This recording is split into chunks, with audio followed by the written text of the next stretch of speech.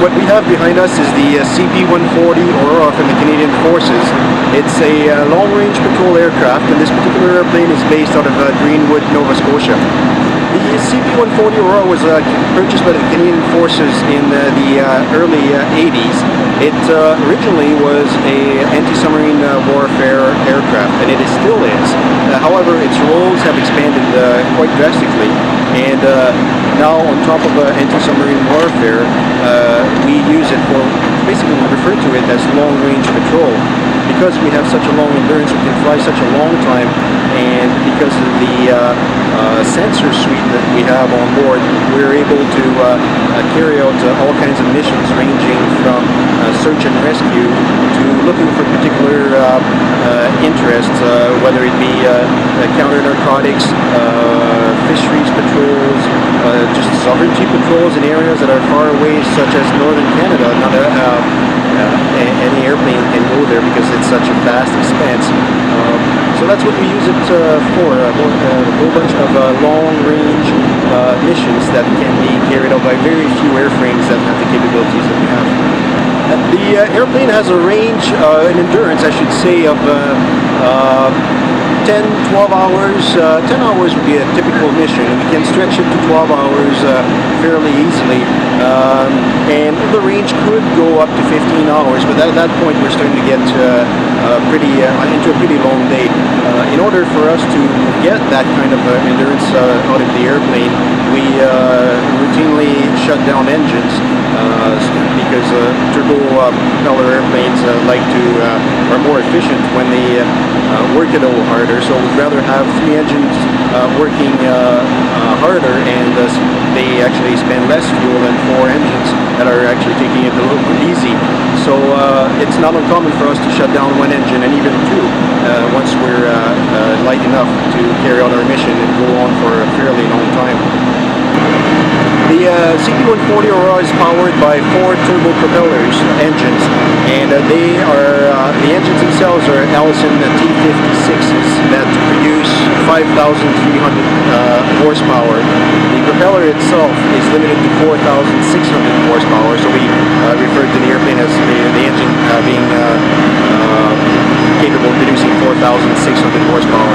In layman's terms, what that means is your typical average family car will probably have about 140 horsepower.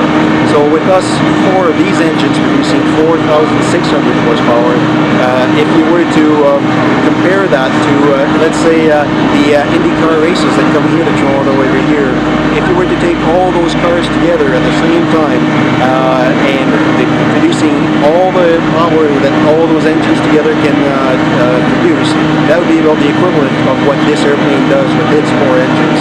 It's a fair amount of power. It's an airplane that is probably one of the faster propeller airplanes in the world. There are a few faster ones, but it's certainly in the top few. The Aurora is capable of carrying a multitude of different weaponry, ranging from either rockets or torpedoes.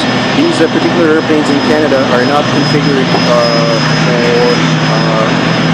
under the wing weapons. However, it is capable of doing it, and but we limit ourselves to stores that we can carry in the bomb bay.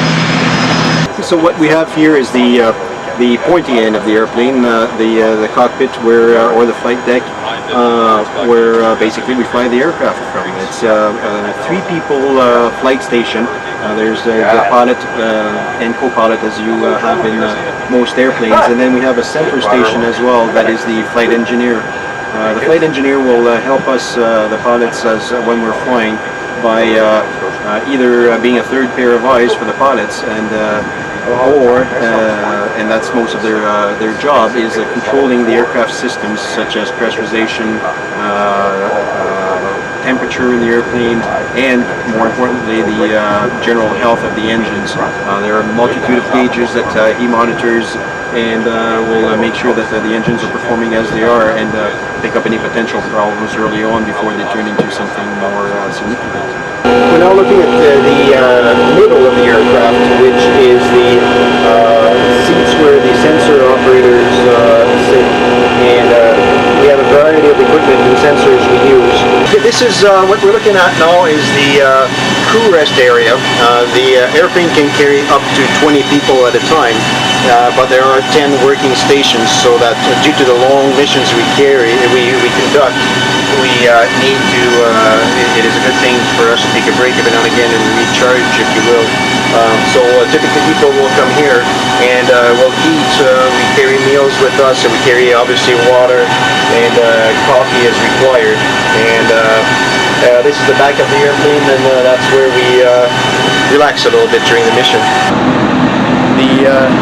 We're here at the Airshow today in Toronto. We'll be performing a demonstration of its capabilities that will consist basically of some high-speed passes, some low-speed passes, and as well as the demonstration of its maneuverability. It is a large aircraft, almost the same size of a small 737. However, we maneuver this airplane relatively aggressively if it is required, and that's what the spectators will get to see tomorrow down at low level over the water here in Toronto. This airplane can do search and rescue. It's we use the bomb bay to carry some survival kits that if we were to find people that are in need over the water or over land, we can drop some gear to them to help their survival. In the air show tomorrow, you will see a demonstration of us as if we were dropping a torpedo on a submarine, but it could as well be a survivable kit that we would be dropping to survivors. They're both stored in the bomb bay that can be configured to carry either torpedoes, survival kits, or we can also configure it to carry equipment and gear from point A to point B.